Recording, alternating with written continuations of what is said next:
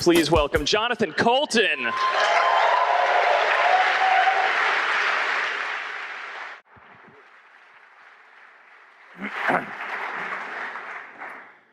Hello.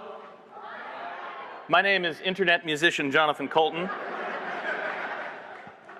This is like some sort of Homeric epithet, like swift-footed Achilles, or the wine-dark sea, or rosy-fingered dawn. Internet musician Jonathan Coulton.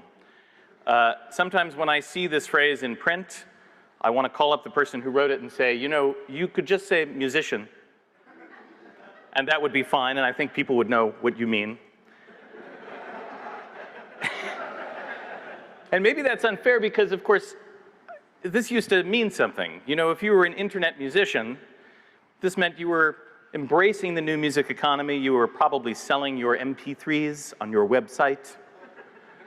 You were engaging with fans on social media. You were probably loosey-goosey with the file sharing. But that obviously is the direction that the whole industry headed. And so this is no longer a particularly meaningful distinction. So as the meaning of this phrase has faded, it has come to mean other things. And I'm not always sure what they are. This is one option. Indie musician Jonathan Coulton, I'll take that. Independent, I sound plucky.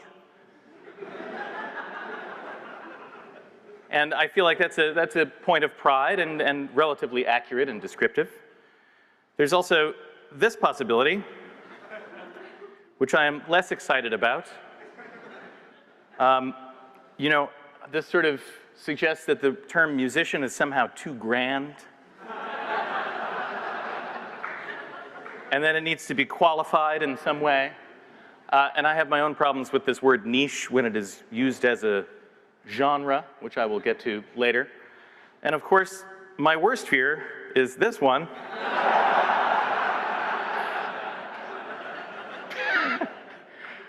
It's like suddenly the internet becomes the most important part of what I do.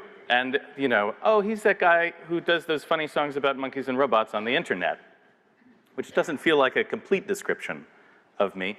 And, of course, goes back to this whole thing where much of the world still thinks that the stuff that happens on the internet is somehow less important than the stuff that happens everywhere else. Now, I feel a little weird talking about this stuff because, I mean, honestly, what do I have to complain about, you know? And frankly, this is something that I really wanted. There was a time when I really wanted to be described as internet musician Jonathan Coulton.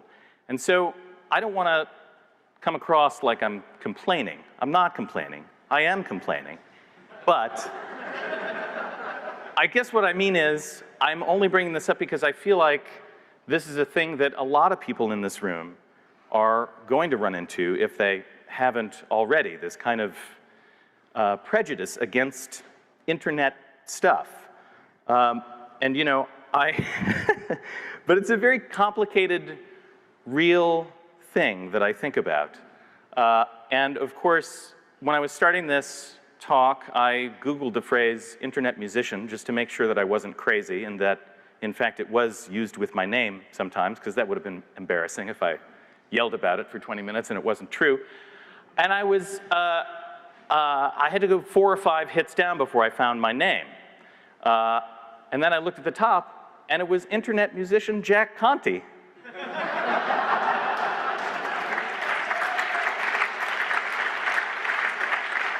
And I was like, yeah! I was jealous. And I was like, why are you jealous, you dummy? What's the matter with you? So it's complicated. I don't really feel qualified to talk about the future of the music business because, I mean, honestly, who knows? It's already kind of here, and it's always changing.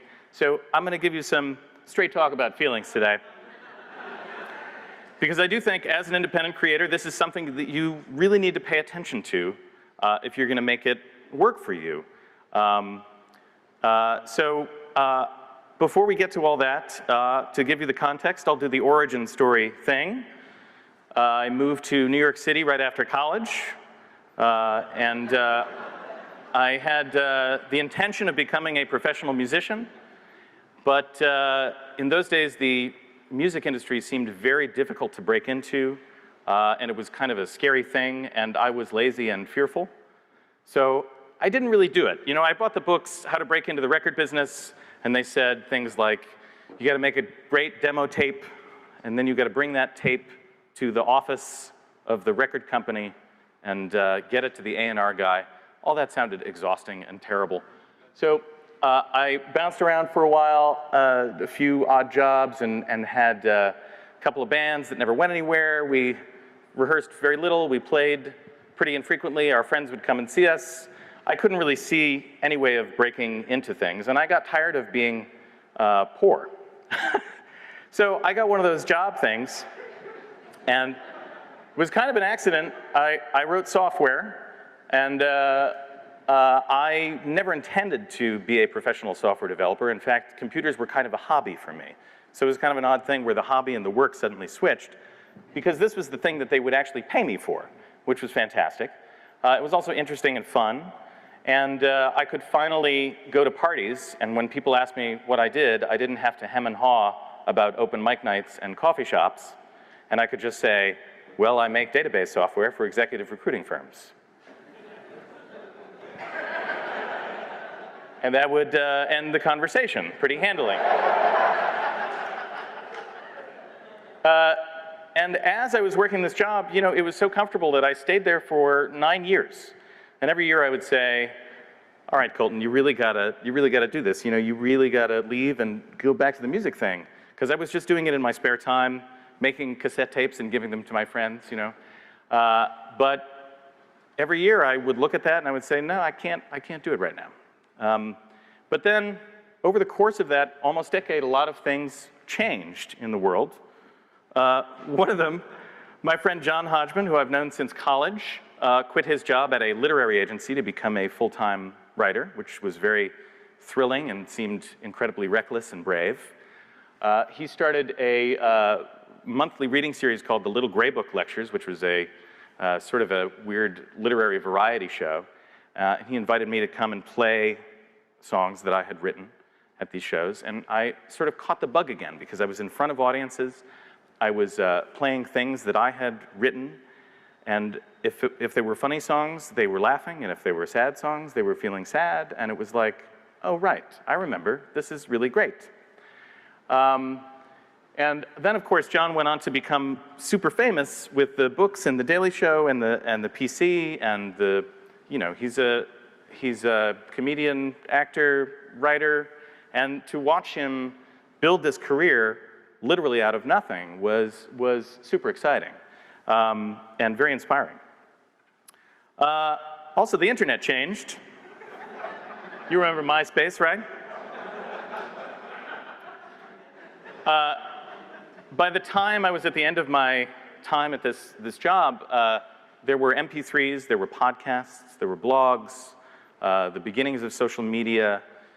There were stories about bands making it on MySpace, and there was this free global broadcast technology available, and it was a very exciting time, and it seemed like you could maybe sit around in your room, write songs, put them on the internet, and then something would happen, and you would make money. That was my theory, anyway. Another thing that happened is I became a dad, which changes a lot of things. You know, I felt my mortality much more keenly than I ever had before, because literally here was the creature who was going to replace me when I died. It was clear that I was running out of time, or maybe had already run out of time. I was 32. And it also seemed very important to be brave and to set an example and to be the kind of person who made good decisions, the kinds of decisions that I would want my daughter to make. I did not want to be sad dad with unfulfilled dreams. That seemed like a terrible way to go. So I quit about 6 months after she was born. Talk about responsibility. Not much of a plan, but I started this project called Thing a Week, where I recorded a new song every week, posting them on Fridays for a year. And it was an exercise in sort of forced march creativity, pretending that this was my job to write songs and feeling what that felt like. It was an exercise in getting used to finishing songs and publishing songs and putting things out there that maybe were not the best thing I had ever made. It was a bit of a stunt. I was hoping that it would attract attention and I would somehow be able to use that attention to something with money. I don't know. Again, not much of a plan. I was in this studio, a room about the size of that desk. I recorded everything myself. I played everything myself. I learned as I went. I made some terrible, terrible mixes. I wrote some bad songs. It was kind of excruciating, quite honestly, but wonderful at the same time. You know, you run out of ideas in the first 4 weeks, and then it's blank slate every time. And sometimes amazing things happen. Most of the time, garbage happens, but it was still thrilling. And over the course of that year, this is Google Trends for my name over that year. I got lucky a couple of times, and specifically early on, my cover of Sir Mix-a-Lot's Baby Got Back had a viral moment, which gave me great hope in later moments of darkness. I felt like if I could do that again, and then again, maybe we had something. And a little more than halfway through the year, Code Monkey happened and was slash-dotted, which was really exciting. You know, that song is about a sad software developer, loosely autobiographical. Ultimately, there was just sort of this upward trend in all the metrics that made me feel like by the end of the year, if I kept pushing, something good would happen. And I remember the month where I ran the numbers and realized that I had earned enough money selling music to pay for the babysitter who was taking care of my child while I was pretending to be a rock star. And that felt very good. And then, of course, Portal happened later, and you know, I won't bore you with all the sort of details of monetization and stuff like that, because I feel like that's been talked about much more smartly than I could talk about it. But this is basically what it looks like now. I've made a living ever since. I'm basically, you know, a musician. You know what that is, right? I sell music, I tour, I sell merchandise. You know, because I have this amazing, supportive fan base, I get to do all sorts of fun, unusual things that I might not otherwise be able to do. I do this fan cruise, this annual fan cruise called JoCo Cruise Crazy, which still seems like a ridiculously impossible thing to say, fan cruise. But it's a bunch of nerds on a boat for a week in the Caribbean. You're all invited, February 2014, a bunch of other entertainers. And it's really like, you know, you talk about community. This is like all these people together. I barely need to be there. And like Andy was saying, you know, I set up this structure and they make all the fun.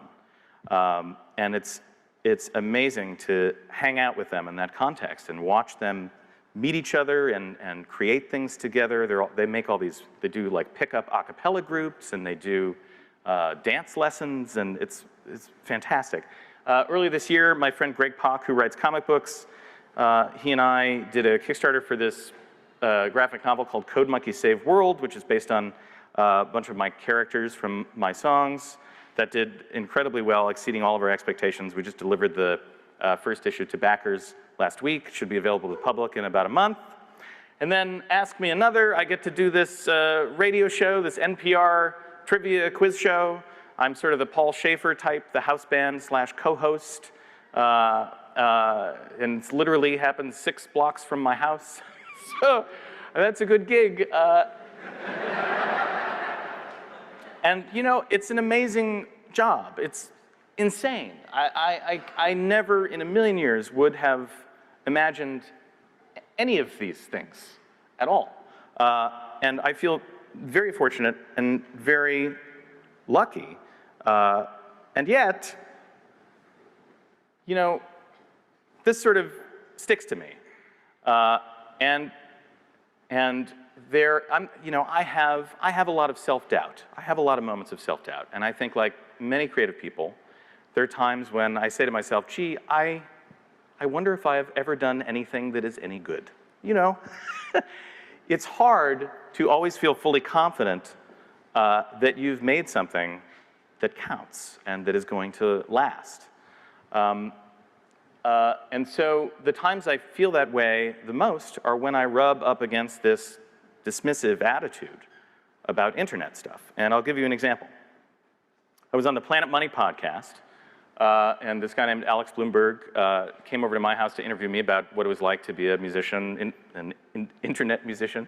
And you know, we talked about how the business works and how I got started, and he took that conversation to some colleagues at NPR, some music critics, and said, so what do you guys think of this? Here's this guy using these methods and having great success, and what do you think this means about the music industry? Is this a way forward for other musicians? And those other NPR people were like, I don't know. I mean, you know, it's not really a replicable business model. He's kind of a fluke. You know, not everybody can write a song about a monkey and put it on Slashdot, which I guess is a good point. But it's not as if that was my actual business model, you know.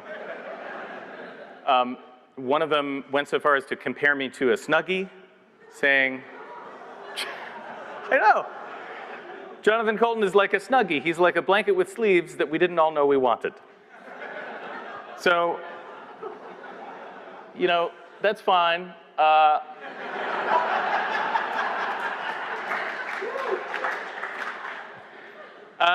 You know, you noticed that she didn't compare me to like an iPhone or something like that, right? And this kind of thing hurts my feelings, I'll be honest. It doesn't feel great to have somebody saying that about this body of work that I've made that I really care about. And so, you know, the Snuggie is a ridiculous thing. It is a blanket with sleeves. It's absurd. And I feel like that is many people's attitude about niche stuff, you know, niche, this idea of niche. Oh, that's a niche thing. That's niche culture. And so, you know, here's a game. We're going to play a little game. This is called, click the clicker. This is called Spot the Niche. Okay, first of all, I should say this is a terrible slide. This slide did not come together the way I wanted to. The numbers are poorly sourced, as you will see. A lot of apples and oranges comparison. Doesn't actually make any sense. Bear with me. Mad Men, a show on television. Very good show, critically acclaimed, arguably an important part of television history. Wikipedia tells me 2.5 million viewers on average per episode in season 6.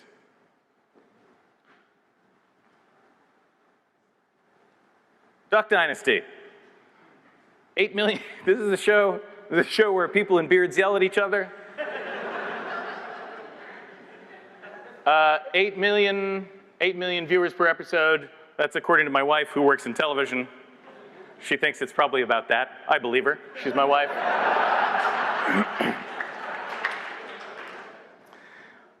The Bed Intruder song by the Gregory Brothers, the Auto-Tune the News guys. Some brilliant commentary on news media culture and hilarious. 117.6 million YouTube views. So take a moment, ignore the deficiencies of my slide. Look over there and ask yourself which one of these is best described as niche culture, all right? And then ask yourself, why do I think that? What do I mean when I say that? Now, obviously, it's a problem. I'm comparing an hour-long TV drama to a reality show to a YouTube video, right? That's problem number one. I'm also comparing viewers to views, which I know is not the same thing. But you see what I'm saying, and if you don't, then let's pretend the point of this slide was, why don't more people watch Mad Men, because it's a fantastic show.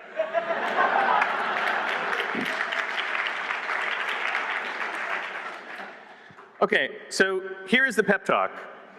Here's what I say to myself over and over again in these moments of despair and self-doubt. And I hope that this has relevance to you. If you are perhaps an internet journalist or a web photographer, or maybe you have an online business. I don't even know if people say that anymore. That sounds like somebody's grandpa.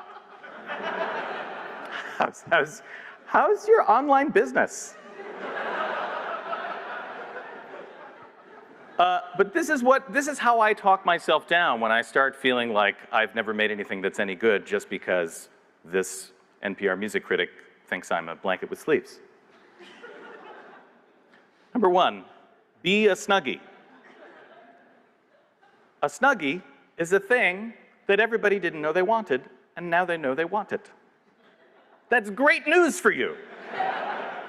So, how do you do this? Well, you know, that's a whole talk in and of itself that I'm not going to give right now, but it involves, you know, making stuff that you care about, making something that moves you so that you can then move other people.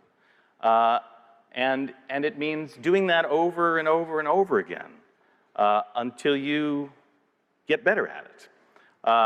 And is it going to work? I don't know. Probably not. I don't know. You know? Sorry, probably not. You know, for every Snuggie, there are thousands of blanket clothing combinations that didn't really work out so well, that you've never heard of. But for God's sake, you have to start here. You know, if you have the best placement in the world on the iTunes store, it's not going to help you if what you're making is not reaching people. It's not going to stick unless it's sticky. These are the kind of insights you came here.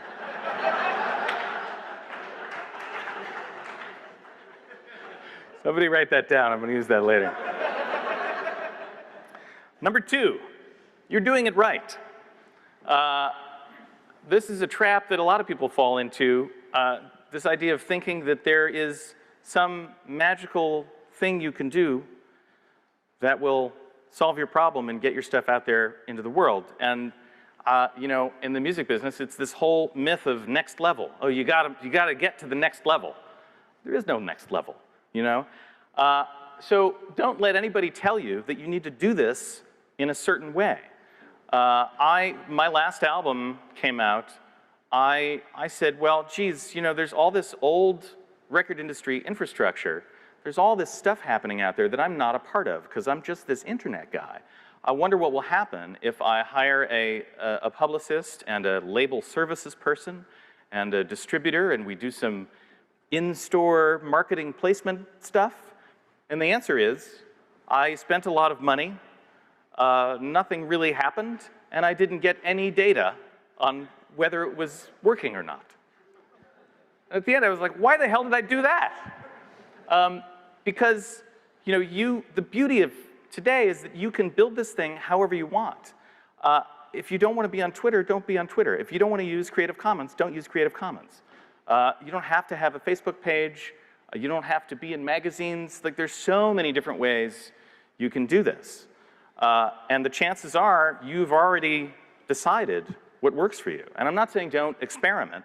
You know, try things out. But don't feel like, and don't let anybody tell you that there's a thing that you have to do in order to make this work. There isn't. And finally, fuck them.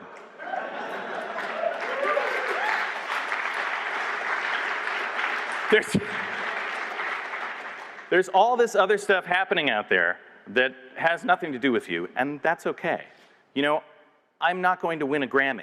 I have accepted that, even though in the back of my mind, I still feel like that is the ultimate measure of success somehow in the music business, is to win a Grammy. It's not. Like, the Grammys are increasingly irrelevant.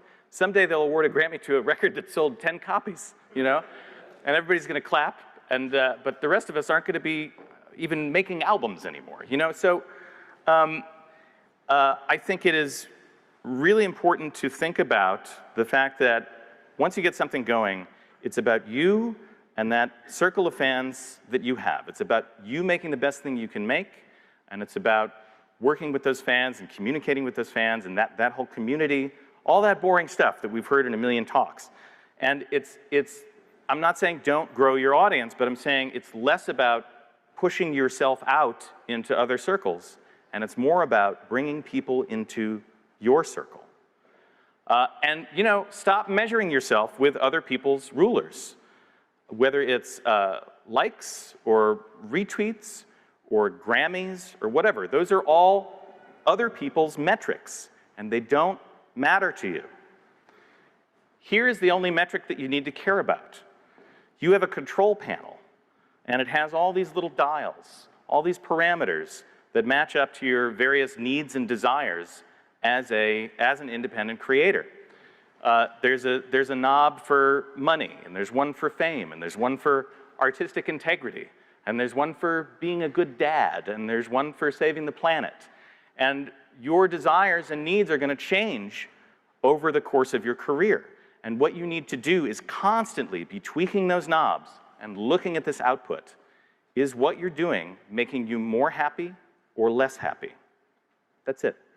Don't look at all that outside stuff. This is your quarterly performance report. This is your boss. Thank you.